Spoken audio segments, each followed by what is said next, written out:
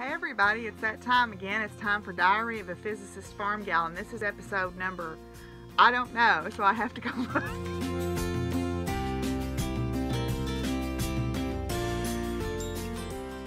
Hey everybody, it's that time again. It's time for Diary of a Physicist Farmgal, and this is episode number 36.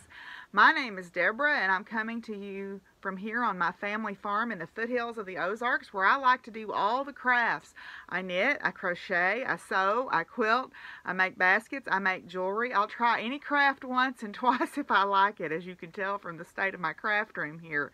I am also a university professor with a degree in astrophysics. So I teach physics and astronomy classes, I teach meteorology, I teach everything from general education courses to upper division majors courses, and I also volunteer to do planetarium shows to school groups or community groups or whoever comes through. We have a really nice new digital planetarium, so I'm all trained up on how to do those.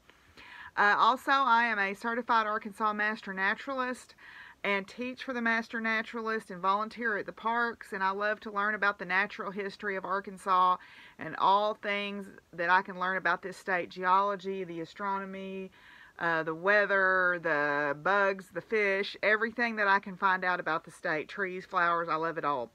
And last but not least, as you can tell from my cute little co-host here, Willie, I am a farmer. Probably can't tell that from Willie, but I am. I'm a farmer, and I am the third generation to own this land that I live on, where my family has actually lived for over a century.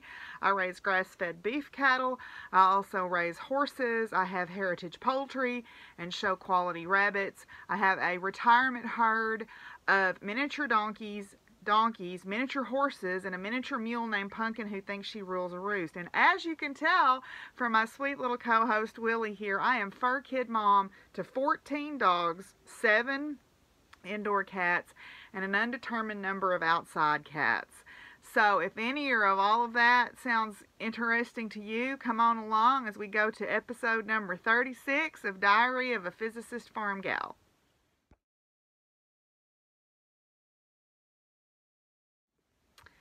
If you're looking for us on social media, my farm Facebook page is the same as my YouTube channel name. It is Buckthorn Farms. And there you can find just various posts that I share about farm life. And also I will share pictures and all that stuff. You can find me on Instagram and on Ravelry as Doc Firewoman. And there is also a Ravelry group for the podcast. So if you're a new viewer, I want to welcome you here. If you're a returning viewer, I sure am glad you came back. And no, I don't own a seal. That's Ellie Mae, my red-boned coonhound, and she's probably mad because she wants on the bed and somebody's in her spot. But if you're new to the podcast, that's all part of the flavor of this podcast. Oh, Lordy. But anyway, so on that Ravelry group, you can find out about our make-alongs and giveaways and stuff, and we're going to talk more about that in just a little bit. You can also find me on Twitter, but I will warn you, I am a pretty left-leaning social justice warrior liberal, and that is where I vent my political stuff. I keep it to a dull roar everywhere else, but if I got something to say, I'm going to say it, starting on Twitter, and then maybe it's going to spill over into other places as I see fit. But I do try to keep it to a dull roar most places. So I'm going to tell you a little bit about our make-alongs and our podiversary giveaway. So let's move on to that right quick. Okay, if you go over to my Ravelry group, you can find out about the various make-alongs that I'm hosting. And I've got a little make-along mad. If you'll go back for the full details, you can go back to my January 1st podcast and hear about those. And that is also where I drew my giveaway winners. And I owe all my winners an apology. I was going to mail those prizes, and guess what? My heat's broke again.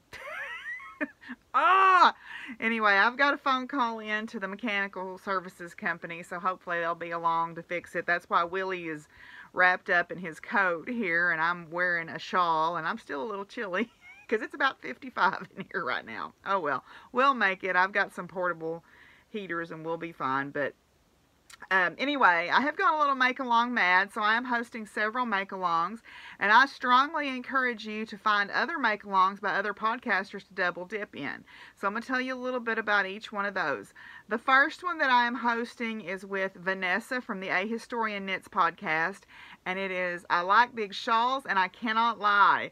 So we are aiming to make shawls that are 1,200 yards or more skein shawls as dictated in the pattern, and that is a knit along only. We are only taking knitted shawls right now. We may do some crocheted stuff. I may do a one for some crocheted stuff later in the year, but right now this is a knit along only, and it's 1,200 yards plus. There is a bundle that she's created on her group, and I just kind of copied it over to my group. But you can double dip. You can enter both in her group and my group, although our rules may be slightly different, so make sure you read the information. The next one that I am hosting is probably my favorite. It's the Farmer's Almanac Make-Along. Being a farm gal, I decided to take some inspiration from the Farmer's Almanac, and each month I write a post of inspiration ideas that you can go and look at, and you can maybe get an idea of something that you would like to do. This month there's a post about February. I'll put the March post up fairly shortly. I thought I might start working on it tonight, although I'm trying to get my paperwork ready to go to the tax accountant, so that may take me a minute. But for example, of course, this month is Lunar New Year. It's the year of the pig, and my friend Jessica from Army Wife Knit Life, although she's changing her name now to Two Sticks and String Podcast, bought me the most adorable pattern. It's on the front page of Ravelry right now. It's the little Lunar New Year pig with the dragon dance toy. But also, February is Black History Month, and there are several famous African Americans who were born in this month, including Langston Hughes. Another festival that goes on during this time is the Feast of St. Bridget, or also Imbolc. So St. Bridget, or Candlemas. Groundhog Day, obviously, is this month. John Deere was born during this month, so there's a good farm one. Obviously, it's Valentine's Day, although Valentine's is not my favorite holiday.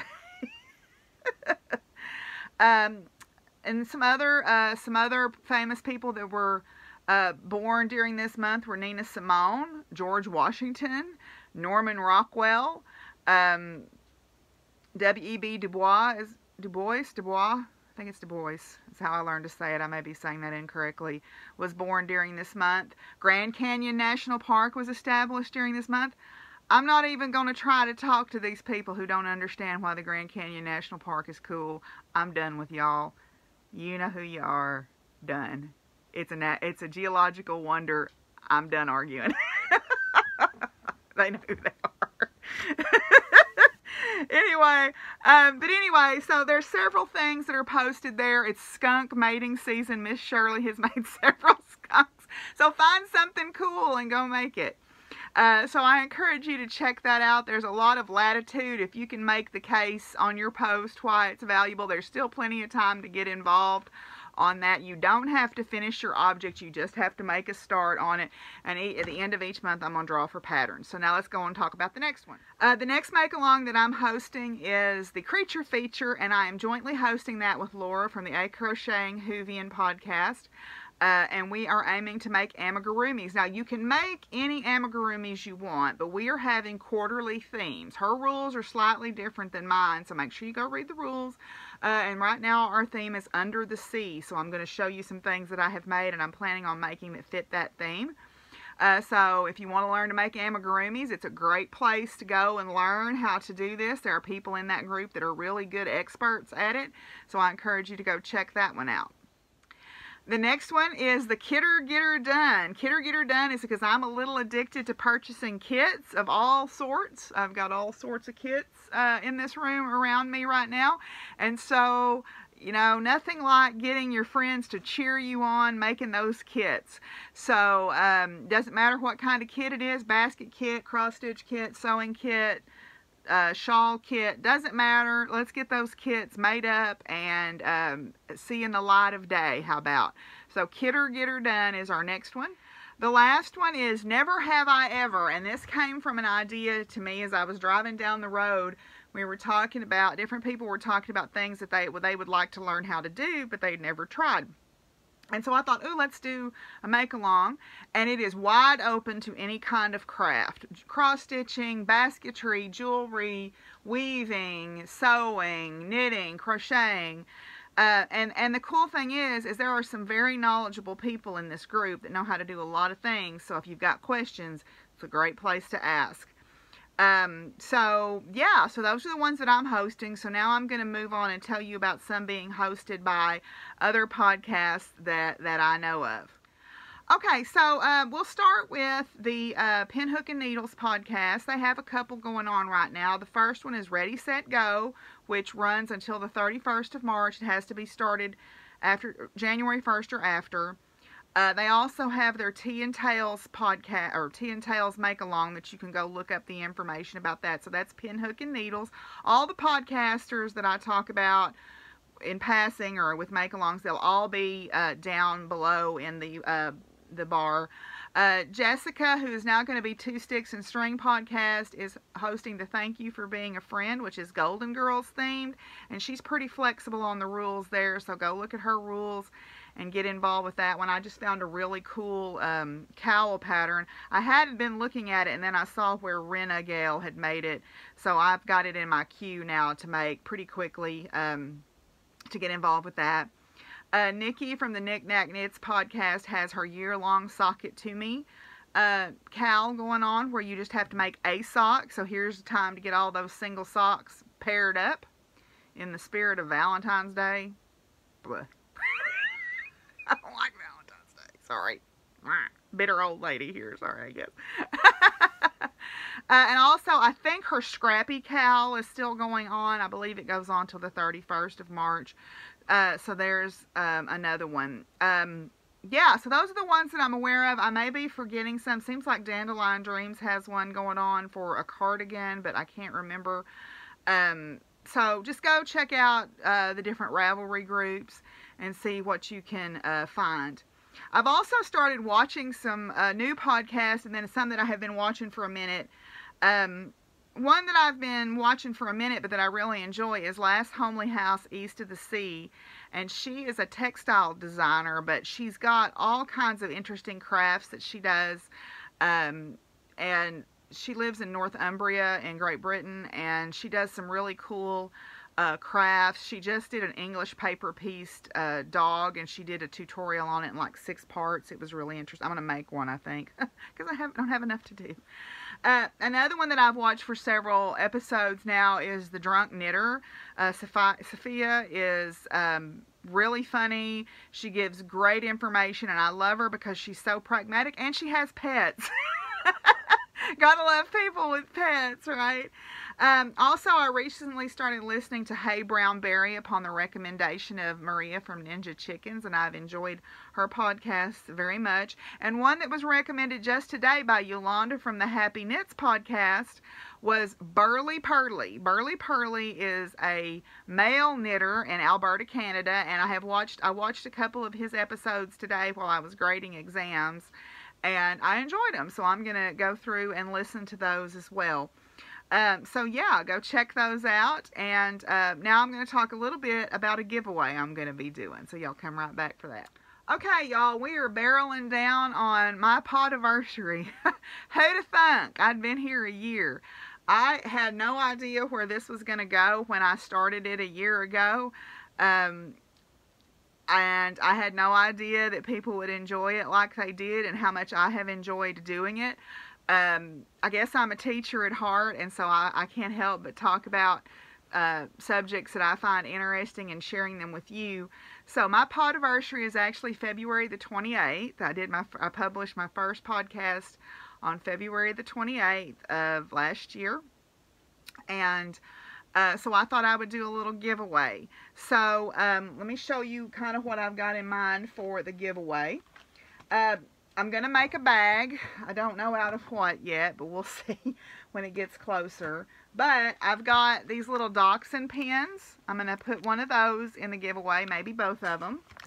I've got a skein of Wayfarer fingering weight yarn, and this is in the colorway Hot Springs, like Hot Springs National Park here in Arkansas.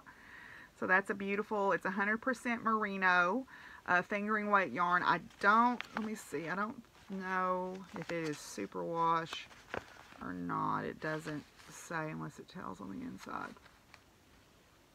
It doesn't say, so I don't know. But anyway, it just says 100% merino, and it's made in America yarn, so you could probably look that up. But it's their Wayfarer brand, and it's Hot Springs. They were named after like travel locations. Then I went into the dollar store the other day, and I saw these, and I thought, well, who wouldn't like some sun catchers to color, and then an adult coloring book, Coloring for Tranquility. And don't we know we need more of that? So I thought I would put all these things together, including a bag and a prize.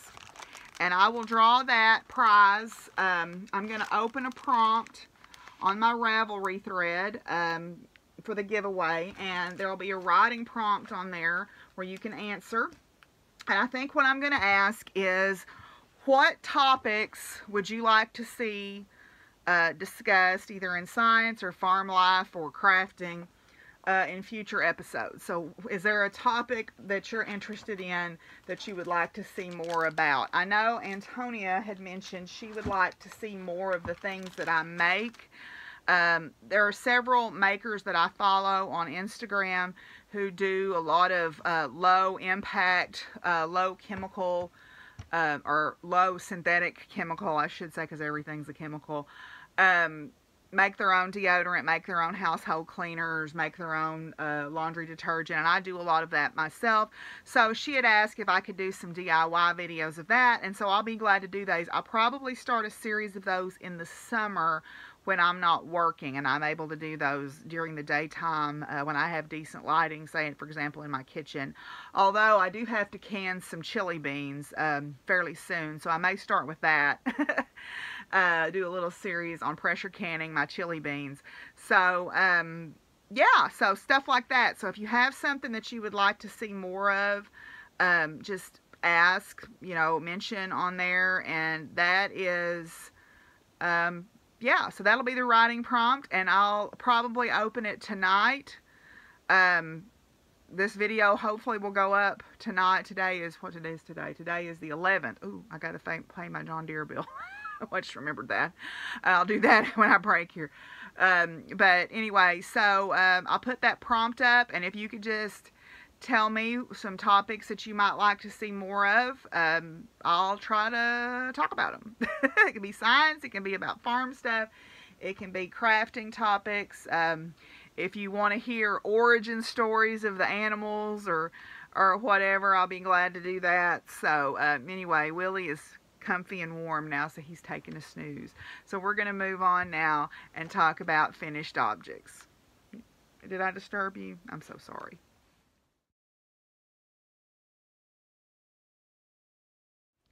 Okay, I have a couple of finished objects. I mean, I'm calling one of them a finished object, even though it's really technically quasi-finished. But I'll start with my first definitely finished object, and she is right back here. I finished Octavia! Yay! Isn't she adorable? I love this. I'm going to be honest with you, this pattern is why I decided to do the creature feature, because I've had this pattern for a while. It's a free pattern from the Yarnspirations website.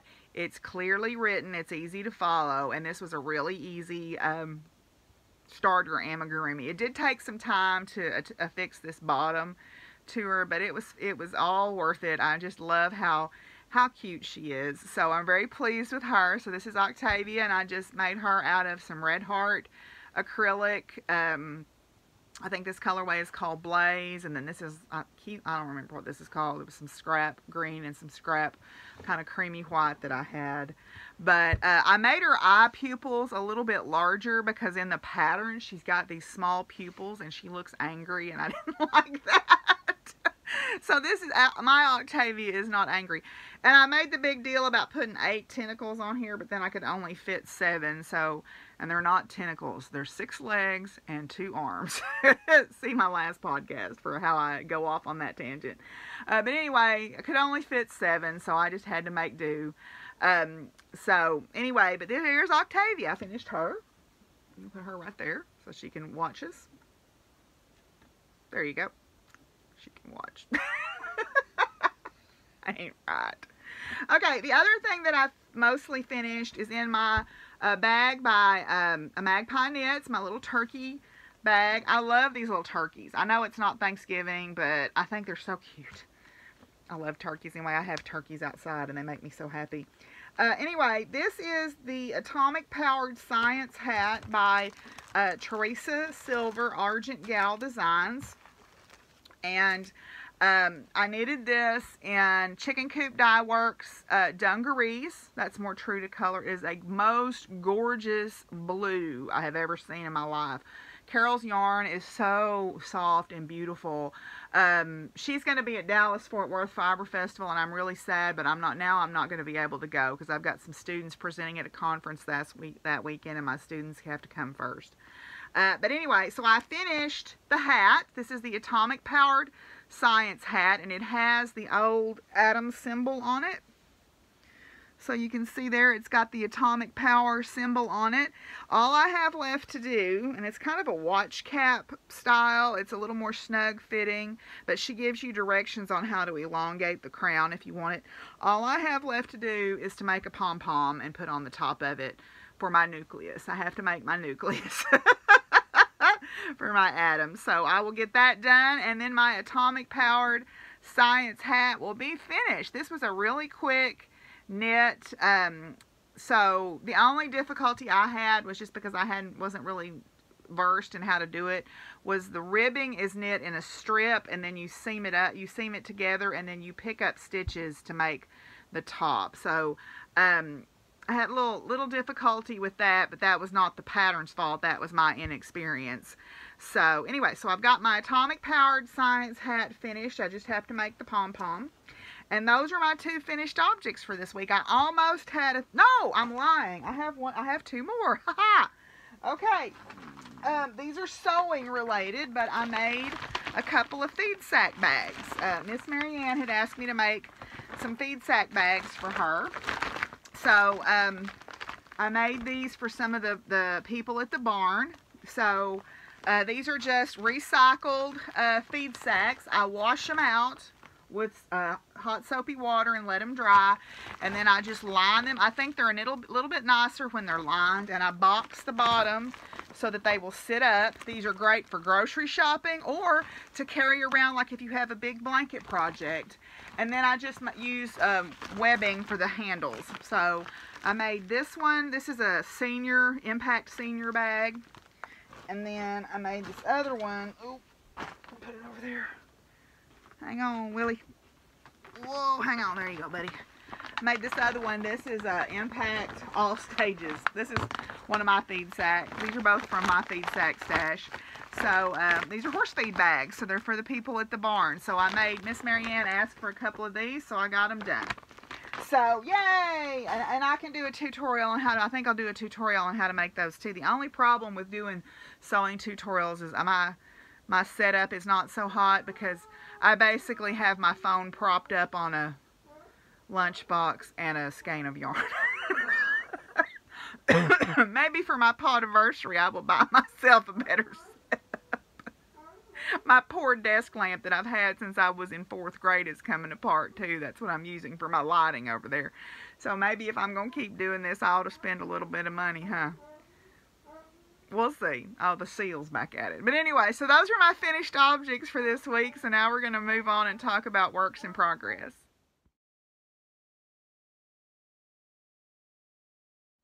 Okay, I have a few little works in progress to show here. The first one is in my Arkansas Yarn Crawl tote bag because this one basically just stays here at the house. I don't carry it anywhere to work on it. This is a kit that I purchased from Lion Brand Yarns for the, if I can find the front page, The Baby Penguin by Chiwe Rink, who is One Dog Woof on Instagram, and she has a website also, One Dog Woof. This was a kit that had enough materials in it to make 2 baby penguins. So you make it out of the gray, how do you say that? Boucle, I don't know. No, boussel's what you use on a horse. Boucle, I have no idea. This kind of yarn. That. And then you make his little face or her little face. There's white and black. Oh, I am not organized. So sorry. There's white, black, and red of this DI yarn.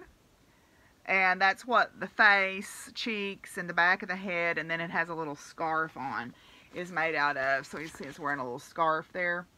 So, yeah, so I've got the body done, and I had started on the head the other night, but I did something wrong. So anyway, I've got the body done, and I need to make the feet.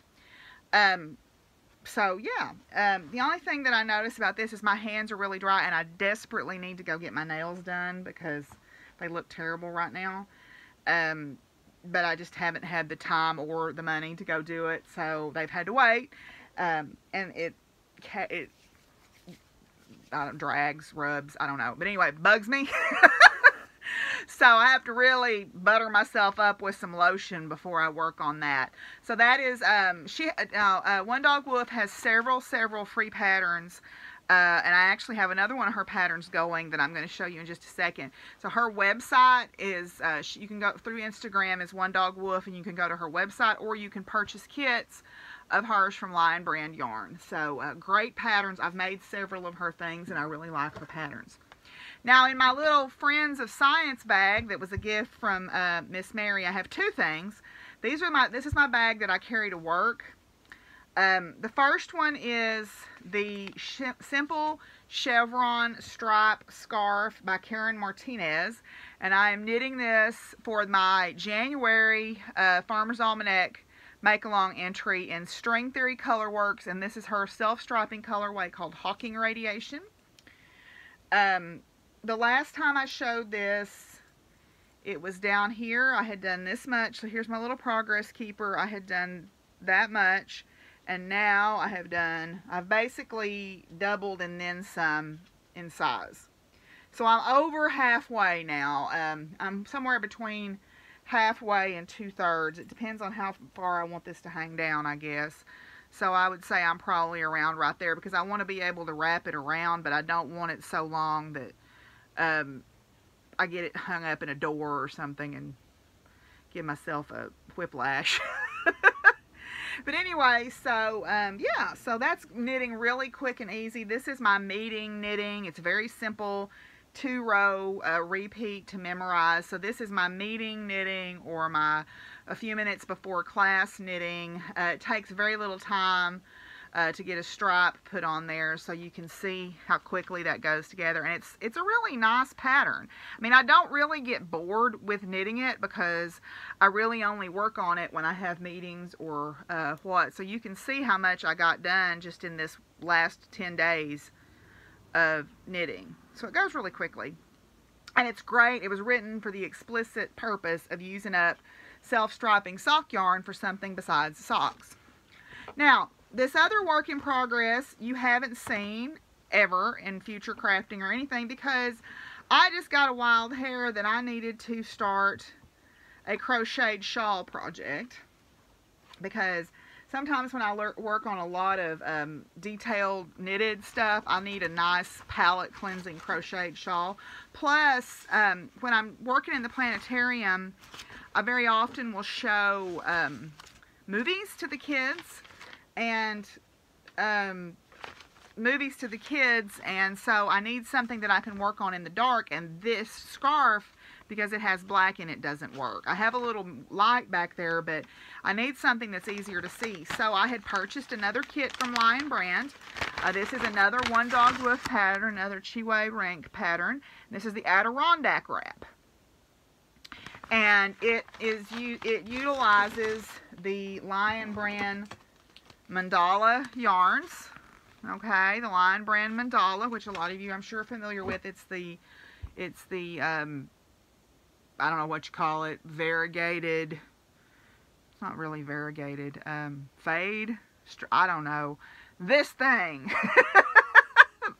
I don't know what you can't really call to mind what you call that right now. But anyway, that.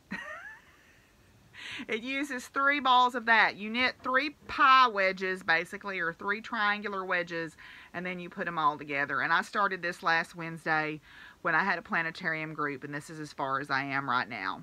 So I think I'm on row like 11 of 38 or something like that. And you basically just do the same thing 3 times, and then you sew the wedges together to make the wrap. You can kind of see, how there's a triangle here and a triangle here and a triangle here, and then you put tassels on the end. So yeah, so this is a kitter get her done, yay. Because I've had that for almost a year, so it's time to get her done, right? Anyway, so there's those 2. This is the little bag that I take to work with me. My students have gotten well versed in seeing that before class.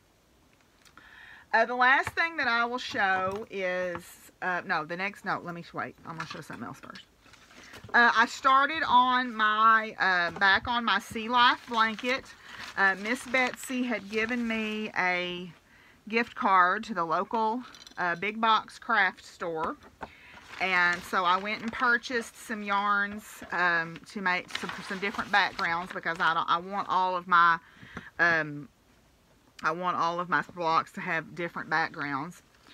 So I am back to work on that. These are the bonus blocks. I got the original 12 blocks finished, and then remember she published some other blocks, so I'm making a jellyfish, except I'm going to give him little eyes. I've got to mark those in. So I just started back, so this is going to be my background for my jellyfish, although this is a sport weight yarn.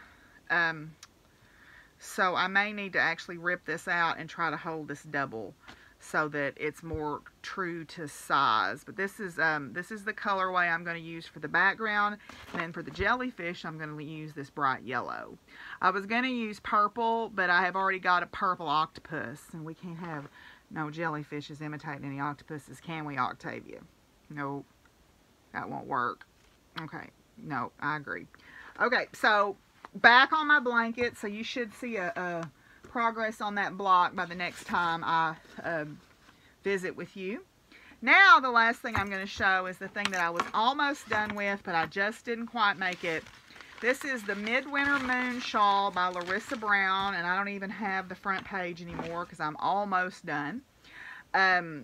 This was a mystery knit along from back in December, and I'm housing this in my April 9 Designs alpacas bag. So Charlotte from April 9 Designs has an Etsy shop, and I love her bags. They are excellent quality. I would highly recommend any of her stuff. And she has donated prizes very graciously to me in the past. So this is the Midwinter Moon Mystery Knit Along. I am down to the last few long rows.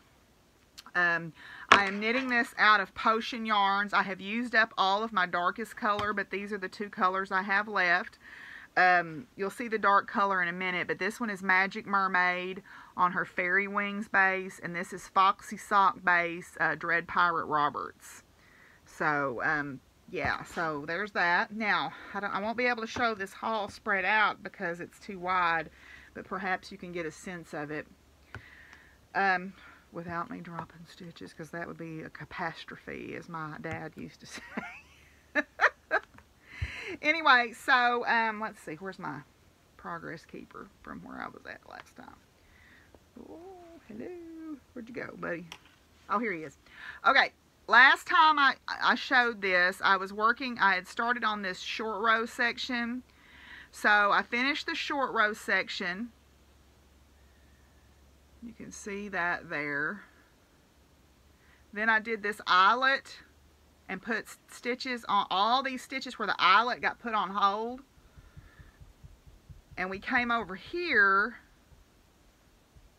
and did this short row section. And then that was the end of clue 3, and then clue 4 is now we're knitting across the whole top. So you can see I finished up with a strip of the dark green. That's Ancient Ritual. And I forget the base that's on, but it's her MCN base. And so now I'm down to doing a stockinette section of the light green, and then there'll be some more of the variegated, and then I'll do a last section of the light green, and then I'll bind off. So I think I've got about 10 rows left. I've got 300 and something stitches on the needles right now, but I'm getting to be a faster knitter, so you can get some sense of the shape of it here, but I should have this done without any difficulty by the next time. Oh, am I disturbing you? I'm so sorry. Okay, excuse me. Willie's like perturbed because I'm disturbing him. That's some kind of pitiful. Okay, anyway. So, yeah. So those are my works in progress for this week. So, let's come back and talk a little bit about some future crafting I would like to do. So.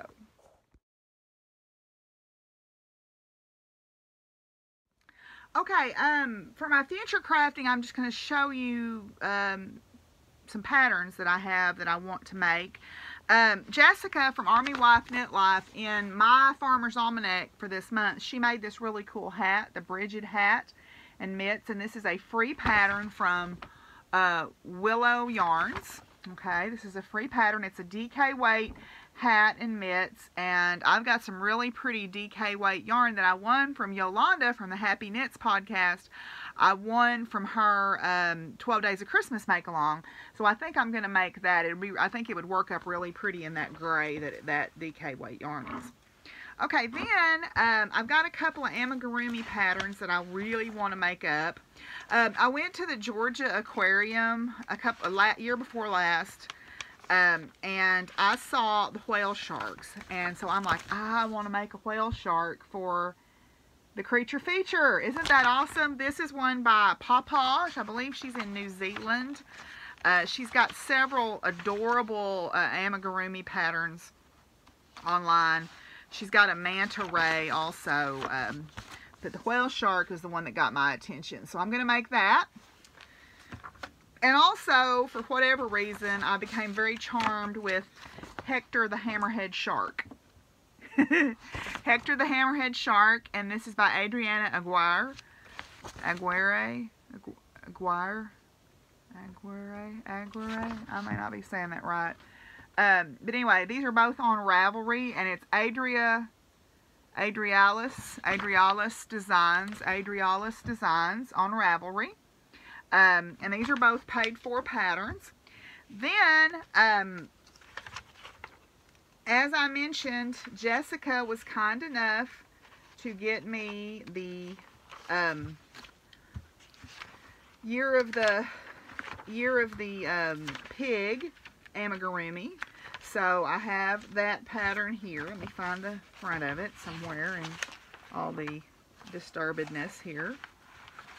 Well, where'd it go? I was showing it to somebody at work, and that was my first mistake. Oh, here we go. Alright, here we go. It's the Prosperity Pig. Okay, this is also a pay-for pattern. It's on the front page of Ravelry, I know, right now.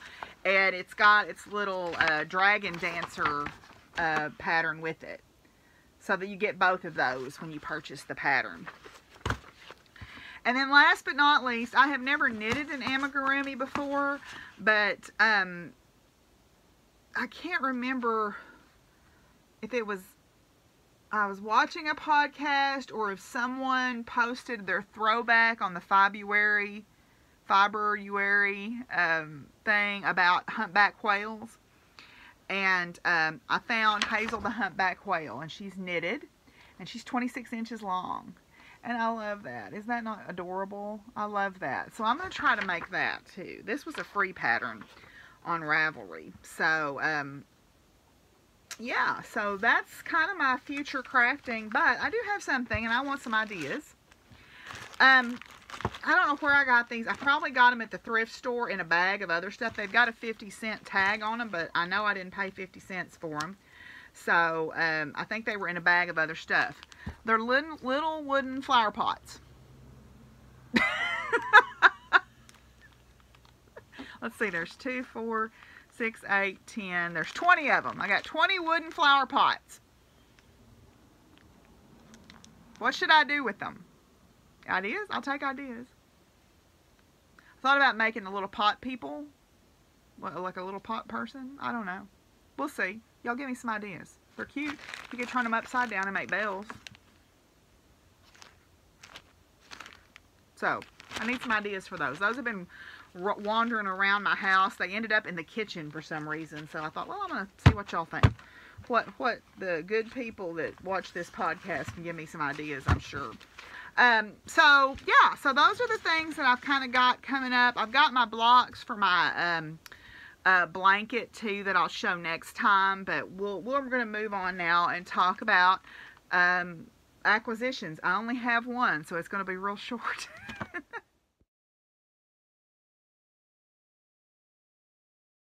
Okay, I've only got one acquisition. I am not much of a spendthrift right now just because the hay has to be paid off first. I'm almost ready to finish paying it off, and then the heater is messed up and I've got to get my car worked on, and those things have to take priority. And when it's just me, you know, those things have to take priority. So everything else, including getting my nails done or buying things, has to go on the back burner, unfortunately. But that's okay. You know, I was watching Amy talk about budget conscious yarn, and then also Sophia on the Drunk Knitter was talking about this. There's always going to be more pretty yarn. There's always going to be more cool project bags. There's always going to be more cool pins and things. So I just have to keep myself in perspective. You know, these little guys, Willie, am I going to disturb you in a minute? Hello. Yes, I love you. Are you cold? I know. These little guys come first, and, you know, they come first even before me getting my nails done or me buying, you know, new clothes or whatever. They come first, and then the property payments come for second, or well, first. We got to pay for the property too. So, but we're getting close to getting it paid off. It's gonna be, you know, within the next 5 or 6 years it will be paid off. So that'll be a wonderful, wonderful day. And if I'm still podcasting, we're gonna have a big old party. Woo!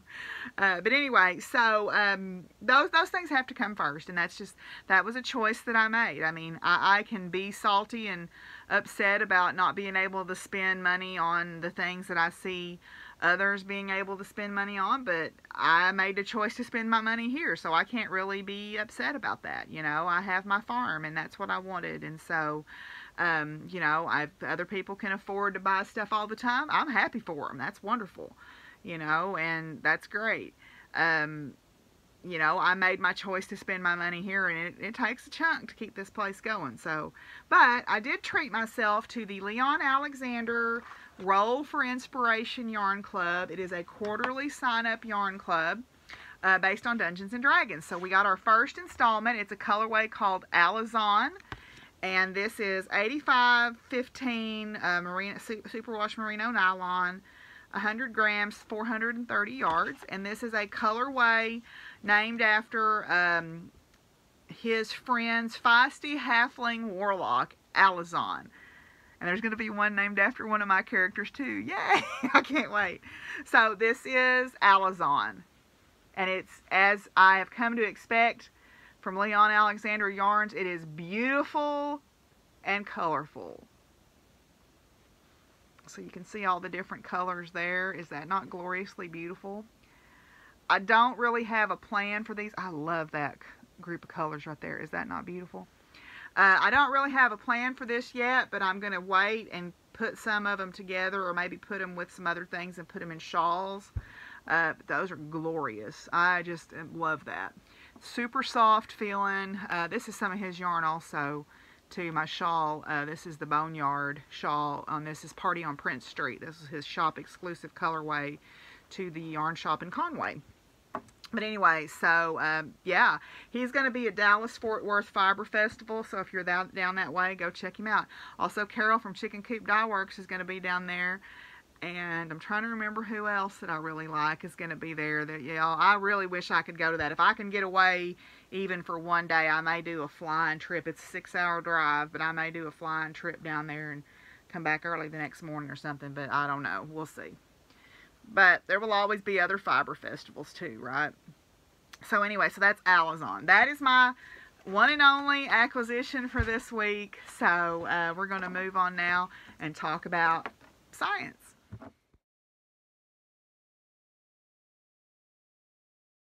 Okay, so in the science world, I am, semester is rocking along. I'm starting to do some planetarium shows for some school groups. I've got a group that broke themselves up into 3 bunches because we can only accommodate 94 students at a time. So I had them last week, and I'll have them this week and next week. So that's exciting because they want to see my very favorite movie. It's narrated by Patrick Stewart. It's called The Secret Lives of Stars, so I'm excited about that. We had our Community Connections program directors meeting yesterday. I drove down in a torrent of rain to go to this directors meeting down in Conway. Community Connections is a nonprofit that is funded exclusively by donations to allow, their slogan is every child deserves a chance to play, and so they have all kinds of programs for special needs kids, and now they're even branching on out into young adult special needs programs. The university I work at is heavily involved with both on the sports side, like there's a football and soccer, and they're starting volleyball and basketball and swimming and cheer, and then there's also an art component, music, acting, and then I do Super Science Saturday with the kids. So that is a service learning activity that my classes put on, where they develop the activities, and it's basically a morning of science camp for 25 of the kids from Community Connections. It's very popular. This will be our 6th one this spring. We're going to worry about that after we go on our trip to the National Severe Storms Lab. We're leaving on that in 2 weeks. We'll be gone just a couple of nights to go work with scientists at the National Severe Storms Lab in the Oklahoma Mesonet. So we'll be doing that here in a couple of weeks, and I'm excited about that. I had my Women in Academic Leadership Learning Community Luncheon this month, and it was great because it is wonderful to feel so accepted and appreciated. I saw, my faculty minority mentoring person was there. I saw some other people who I'd worked with from across campus, and it feels good to know that I am acknowledged as someone who is working for the betterment of the university community, and also the women at the university, and also the world in general. So I was happy to do that. Our meeting this time was about self-care and a self-care assessment. And they gave us a checklist of self-care things, and honestly, I didn't do so hot on a couple of them. But there was a talk about self-full living instead, as opposed to being told something was selfish, being self-full.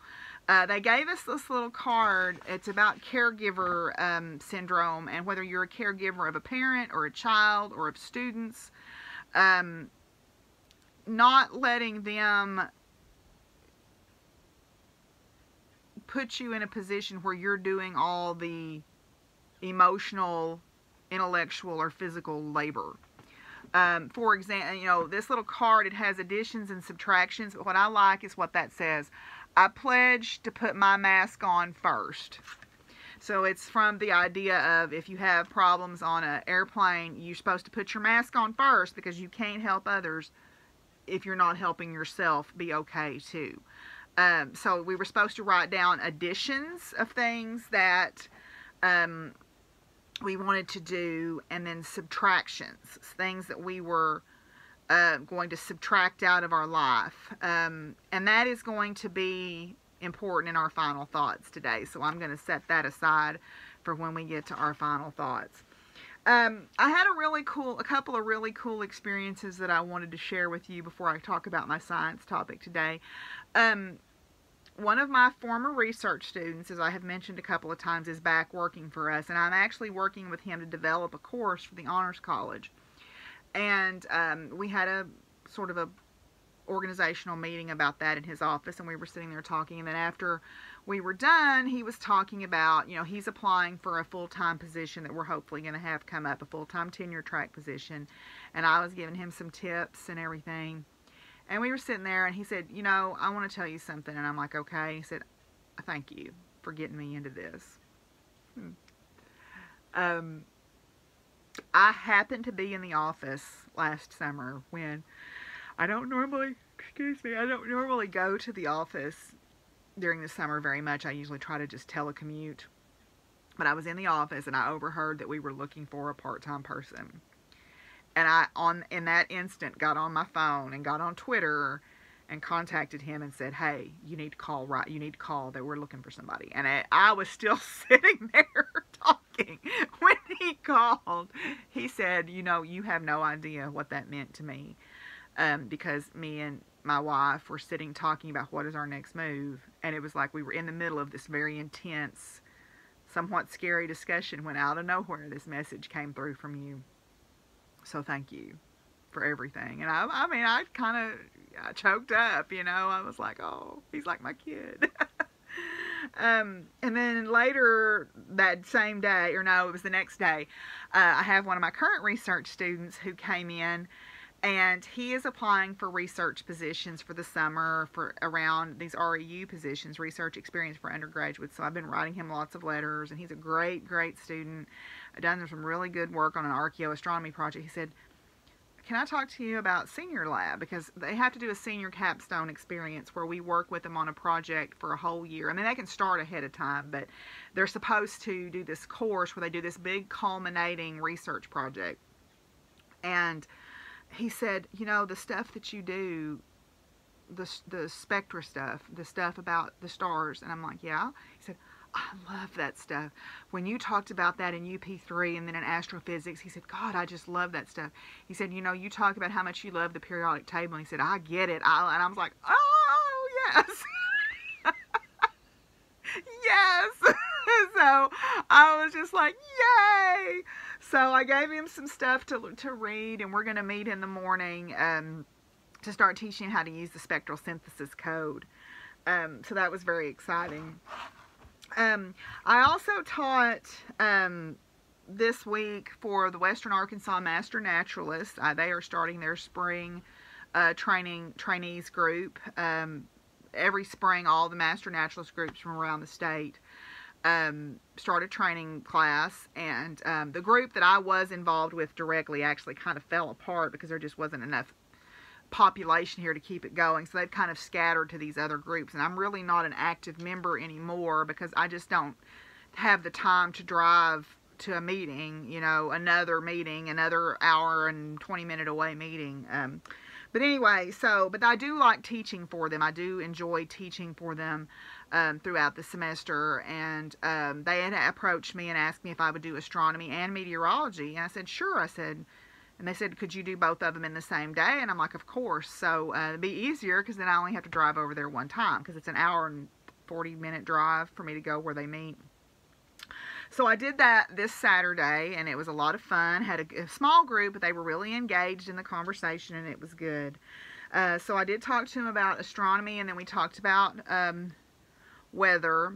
And one of the things that I referenced was some videos about this past Tuesday, February 5th, was the 11-year anniversary of the Adkins Super Tuesday tornado. There was the Super Tuesday tornado outbreak, and my hometown, and I was living here at the time, was struck by an F4 tornado that I watched form as I was flying home. The Corolla was still a young car then, and she still had some oomph in her, and she was wound tight headed home. I mean, because I knew my mom and dad would be sitting watching the Western Channel. It's not funny. I was so scared, but now it is funny. I got off the interstate and could see the tornado in my rear view mirror crossing the lake, you know, 3 miles south of town. And by the time I got north of town, about 2 miles, it was parallel to me. And I thought, if it doesn't change course, it's going to hit my place. So I was flying. I mean, I was driving way, I'm not going to lie, I was driving way too fast. And there was huge hailstones hitting me. But I got home. It had turned. I could tell as I was going down my road, it was probably turning. It had turned. And I burst into the house and was yelling, "Get in the bathroom, it's a tornado." And my mom and dad were both still alive then and still in fairly good health. And they were sitting there in their recliners, you know, watching the Virginian, I think, was on, or Have Gun Will Travel. I don't remember, one of the two. And I said, "It's a tornado." And they're like, "What?" And I said, "Can't you hear that weather radio?" And I said, "Yeah, that thing in there's making a lot of noise." It's the weather radio going off. Anyway, that was not a good day in my hometown. There was a family. I graduated high school a year behind the father, and his entire family was killed when their house was hit directly by this storm. The dog and horse rescue was hit. Another person that I know lost their father. And then the tornado actually stayed on the ground 123 miles. Which is very, very unusual, and went on up and hit some other towns northeast of here. So I'm going to talk a little bit more about that when we get to farm life, because there's a story about a dog I'm going to tell. But anyway, I also was speaking about the El Reno tornado. The El Reno tornado was the largest physical size tornado, the May 31st, 2013 tornado, which is the one that Tim Samaras and his son and his co-worker were killed in. That tornado was very unusual. We're going to talk, that's what our science segment, little science sprinkle, as Jessica calls it, is going to be a little bit about tornadoes, kind of some facts and figures about them and what causes them. And I'm going to put a link to the National Geographic program about that tornado. That tornado was very unusual. It was by far the largest physical size. It was very violent. It was not the highest wind speed. That was the May 3rd, 1999 tornado in Oklahoma City or more, which I actually lived there when that happened. But I will put some links to some footage from that storm, but also I will put the link to the National Geographic storm, because that storm was so well documented, because every storm chaser under the sun was on that storm that day.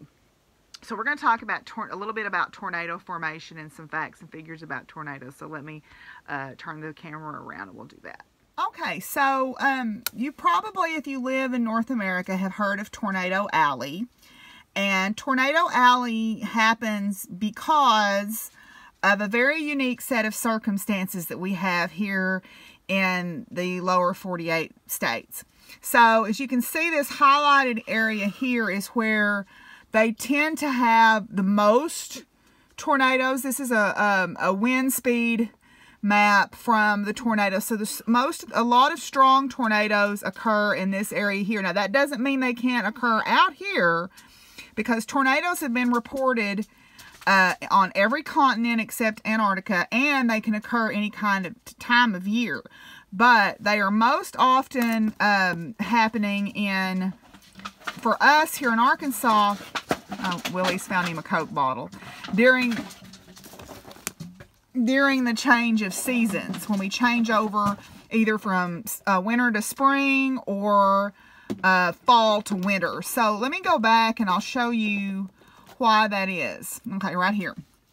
Okay, so what we have here particularly in this part of the continental U.S., is we have these air masses that come together. So in the wintertime, this continental polar air, we talked about last time the polar vortex and how we have a cold air outbreak from the wavy jet stream.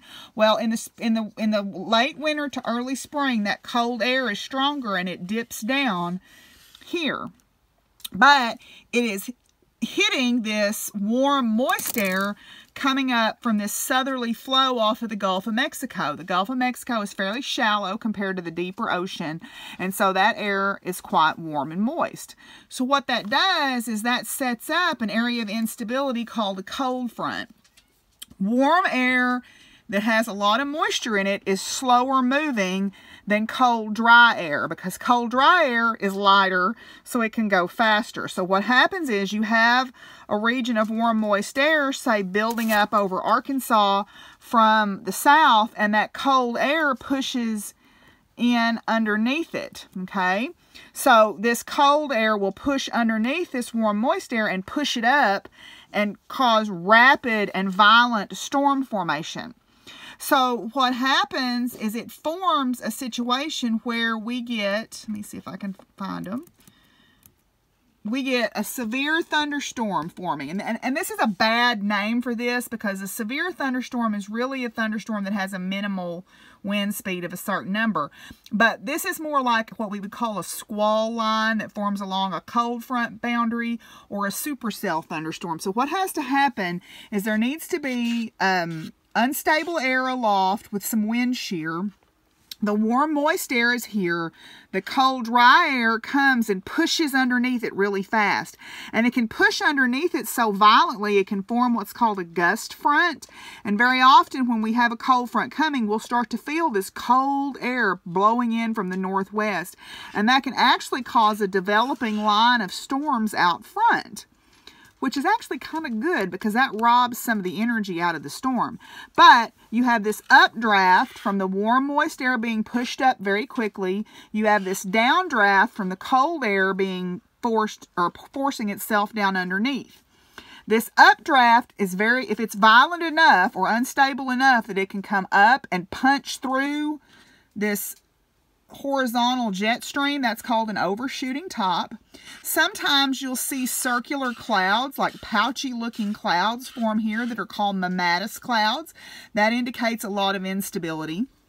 Then, if you've got a lot of churning in here, you can form hailstones, which will then fall in front of the rain shaft because they're heavier.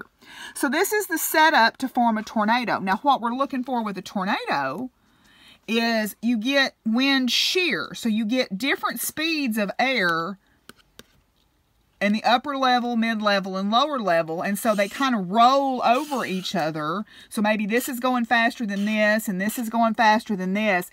And it causes this rolling, which then turns into the rotation that you see in the mesocyclone. So the mesocyclone is the whole rotating base of the cloud. Then from that can dip down the wall cloud, which then the tornado can form out of. A rotating storm does not mean that it's going to form a tornado. Of all the storms that form, maybe 1 in 10,000 is a supercell. Of all the supercells that form, maybe 1 in 5 or 1 in 10 develop a mesocyclone. And of that, maybe 1 in 5 of those develops a tornado. And most tornadoes, if you look in the enhanced Fujita scale, you know, you hear about the big strong ones, the EF4s and the EF5s. They are less than 1% of all the storms that form. The majority of tornadoes, almost 90% of all tornadoes that form, are the very weak ones. So that's working in our favor, right? But anyway, so what I wanted to do is tell you just a little bit about some facts and figures about tornadoes. So let me switch over here to another set of notes and talk about those. So,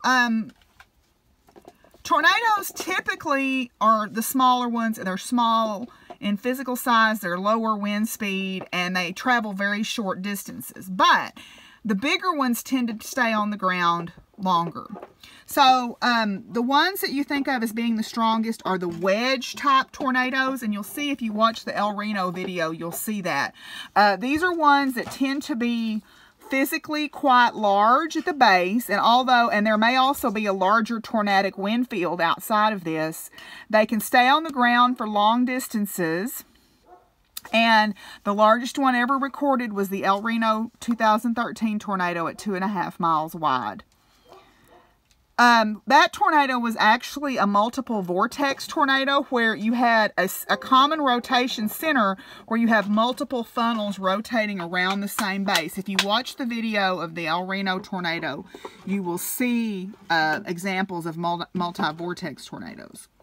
Now, if you watched The Wizard of Oz, what was coming after Dorothy was a rope tornado, and those are actually weaker. Sometimes a big tornado will rope out, and so the circulation area is much, much smaller where it makes contact with the ground and typically weaker. So, tornadoes, this is the same tornado taken from two different vantage points. This is approaching the storm, and this is behind the storm, and you can see how they look different depending on the lighting. And then that's just a time-lapse formation of a tornado you can see there. The longest tornado track ever recorded was 219 miles. This was the Tri-State tornado in 1925.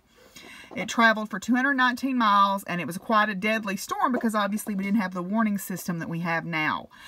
This is a map of the Tri-State tornado path. Now, to determine the length of the path, the National Weather Service actually has to physically travel along the path, either by, vehicle or by horse or by airplane, and verify that the tornado was on the ground the entire time. The most tornadoes ever recorded were in April of 1974 when we had the super outbreak, which was in the sort of the Mid-South and the upper Ohio and the Ohio Valley area. There were 143 tornadoes in an 18-hour period, and several of which were quite strong. So this was a super outbreak. And in fact, the day of the El Reno tornado, there were other ones too, but that was by far the biggest. So this is the May 3rd, 1999 tornado that I was actually working at this school that's pictured right in here. But that tornado tracked south of us. It had the highest wind speed ever recorded of 310 miles per hour, and it went through Oklahoma City at evening rush hour, so it was a pretty big deal. But thanks to very much advanced warning, the casualties were minimized. I mean, still 44 people unfortunately lost their lives that day, but considering that there were thousands of homes destroyed and it crossed all the major interstates in Oklahoma City, it could have been horrific. But anyway, so that's a little bit about tornadoes in detail, and so now we're going to go on and talk about farm life. Okay, so farm life, I was actually thinking about the Adkins tornado because the anniversary was this week, and I was actually driving home on Tuesday afternoon, just like I was that day 11 years ago, except this time it was just raining. It wasn't, thankfully, coming a tornado. And the reason I was thinking about that is that was the day that Miss Betsy's dog, Susie, showed up at her house. Well, right after that. She probably was part of the dogs at the animal rescue that was hit head on, but she showed up at Miss Betsy's house, and she did not trust anyone for she didn't trust Miss Betsy for a couple of years, but she never really trusted any other human being but Miss Betsy, but she was Miss Betsy's dog for 11 years. On Wednesday of last week, Miss Betsy messaged me, and it was coming some rain. It was going to storm that night, and she said, Susie is down and can't get up. And, we've had, if you watch my Vlogmas, you saw where we had a couple of instances where we had kind of got her to bounce back. But I knew her time was coming. She was at least 12 or 13 years old. She was a big dog. She was a lab mix. And I could just tell she was slowing down significantly. But she was still going for walks and still eating. But Miss Betsy said, I can't get her to eat. She hasn't eaten in 2 days. She's out in the yard and she can't get up. And I said, okay, I will be there as soon as I get out of class. And of course she said, oh, you don't have to come. And I'm like, yeah, I'm coming. So I got there and I got her up. She could walk on her front end, but her back end was too weak. So with, holding her up, we got her in the house and got her on her bed, got her covered up. And it was pretty clear she was in the end stage of congestive heart failure. And I have seen this before with my dogs, Boots and Gabe. Unfortunately, I went through that with both my boys. So that was Wednesday evening, and Miss Betsy said, well, I'm going to call the vet in the morning and see what we can do. I said, well, if she doesn't live through the night, then you'll know, you don't have to worry about it. But she made it through the night. Wouldn't eat, wouldn't drink. Miss Betsy messaged me probably about 9 o'clock and said, I've called the vet. He's coming at 1:30. And I said, I will be there. I will be there before he gets there. So I got there, and she had moved off of her bed, so we got her back on her bed. She wanted to go back to her bed, you could tell. So we got her on her bed, and we said our goodbyes and that she would be okay. And the vet came, was very kind to come to the house and ease her in her suffering for Miss Betsy. It was hard. It's even when it's the right thing to do. Even when you know that they're ready, you know that they're suffering, it's still hard to let them go. It's not easy. And she wasn't even really my dog, but I kind of felt like in a way that I knew her well because I had interacted with her so many times over the years. So we took care of her, and we'll bury her with Miss Betsy's dog Blaze when she gets her ashes back, and we'll bury her out there with Blaze. But anyway, Miss Betsy was very gracious afterwards to say thank you, and you know, I would have done it. She didn't even have to ask, you know. She didn't have to ask. I just said I'll be there, you know. There was no question. Saturday, Carol, I had lunch with my friend Carol, and she was kind enough, or last Saturday, she was kind enough to go with me to the barn and watch me ride Bo. We were going to do some horse hiking and stuff, and I knew that I wouldn't be able to ride Bo with all the kids and try to take care of them, so I got there early, and Marianne was kind enough to let me go ahead and saddle him up and ride him. And Carol said, you know, he's so good. He was so good with all the activity going on, and he was just the best. You know, he's a little lazy. He's a little bit lazy, but he's a joy to ride. He's such a good boy, and he trusts me. And she said he's ready to do anything you want to with him. And the day before, I had gotten to ride Gusty. I got to ride Gusty for a while for dressage practice. So that was a lot of fun. So there was a lot of good horse riding been going on, and that's been wonderful. Now, it's been raining here since, let's see, it started raining Saturday afternoon, and it has not stopped. It stopped for just a few minutes. The UPS guy just came and brought me a package, which you won't get to hear about till next time. But Miss Mary, thank you. I'm just going to say thank you, and you know what's in it, and I'm just going to say thank you.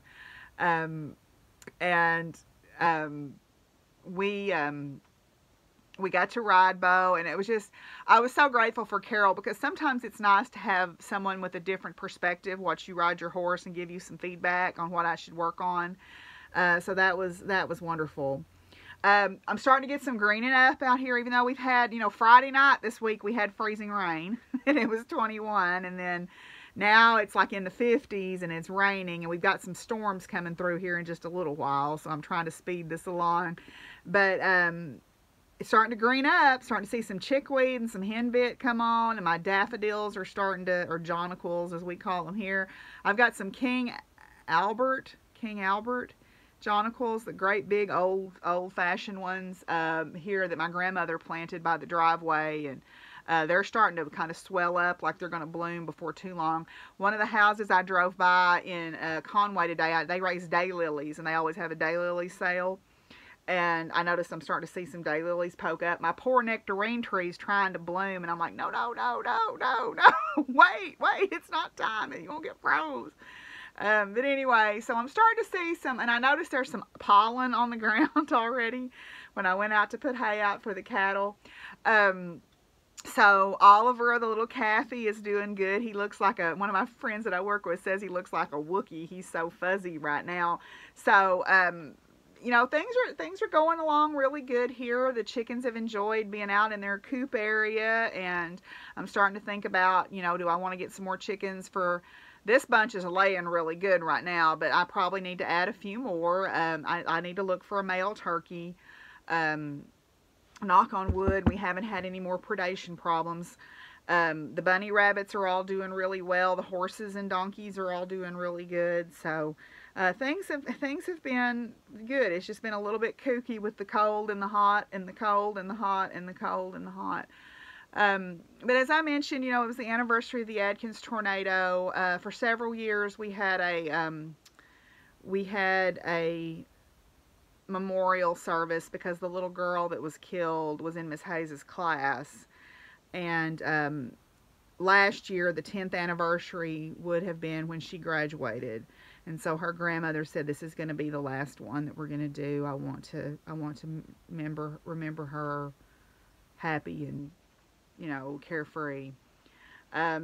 So I had gone to that several years, and so this year Miss Betsy went out there, and she said there really wasn't anybody there, but she drove by there to look and everything. So yeah, so me and Miss Betsy are going to be planning a junking trip soon. I'm going to get my taxes done. As I mentioned, I've got my appointment at the tax accountant on Valentine's Day.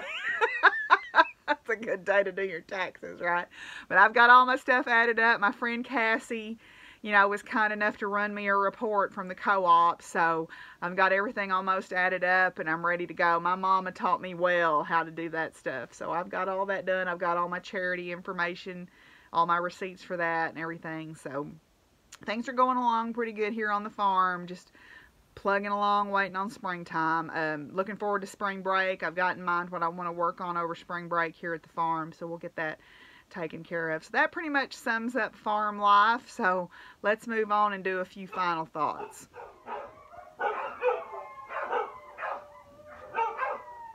What is it? Is that the Hallelujah chorus?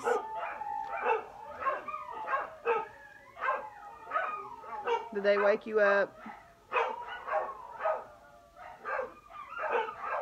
Every evening.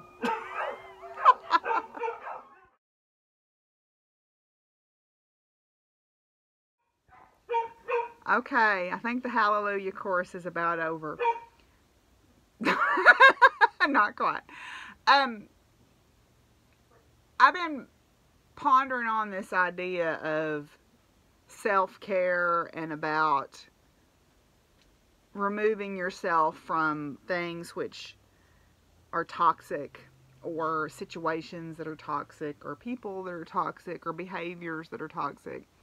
And there's a little page that I follow on Twitter. It's called Theosophy. It's a dog named Theo. I think Antonia followed it and got me interested in it. The woman is a journalist, but she writes from the voice of her dog. And one day he had a little tweet that said, Theo's pup tip of the day. The distance between loving yourself and loving only yourself is as wide as the distance between bliss and misery. In fact, the space between is vast enough to hold not only all your friends and family, but even the kid who picked on you in 5th grade. And I thought about that for a little while, and I find that most people, when they bully or they lash out, it's because they're unhappy with themselves. And so I find myself better off in those situations to remove myself from the situation, not maybe forever, but for a little while. Because I tend to take things on, like I take on another person's hurt or pain. And sometimes for self-preservation purposes, you have to pledge to put your mask on first. I pledge to put my mask on first. I don't know if you can read that. But anyway, so in the interest of self-care, you have to take care of yourself. But you also have to find peace and happiness within yourself before you can spread that to the larger world. So the quote that I was looking for a good quote for this, and there's so many that are like pablum on the internet, and I just wanted to make sure I found one that resonated with me, that also was from a person who I respected and admired. And so I found a quote by the Dalai Lama that I want to think about for the next little while in terms of being able to care for oneself so that you can be of service to others. It says, given the scale of life in the cosmos, one human life is no more than a tiny blip. Each one of us is just a visitor to this planet, a guest who will stay only for a limited time. What greater folly could there be then than to spend this short time alone, unhappy, or in conflict with our companions? Far better surely to use our short time here in living a meaningful life, enriched by our sense of connection with others and being of service to them. So, that space between bliss and misery is vast enough to hold all your friends and family, but also the people who picked on you. So, don't let them cause you misery, but also, realize that they probably said the things that they said or did the things that they did because they were miserable within themselves. Doesn't excuse the behavior, but at least explains it. And so you can take it and go, okay, I didn't bring that on. I was just, unfortunately, the person in the line of fire that day.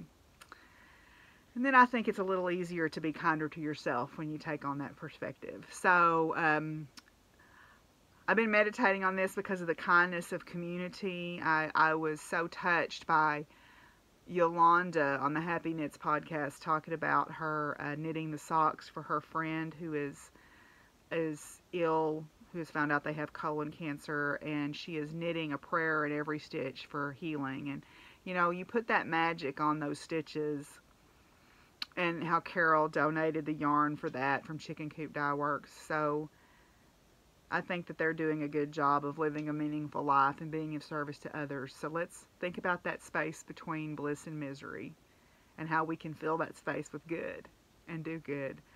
So until I see y'all again, and Willie's all bundled up here and he's sleeping away. You gonna wake up a minute and see everybody?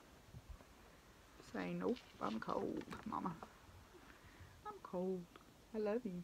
So until I see y'all again, y'all be good to each other, and what, Willie? Take care of each other, and what? Can you tell them? Peace out, y'all. Peace out, y'all. Bye.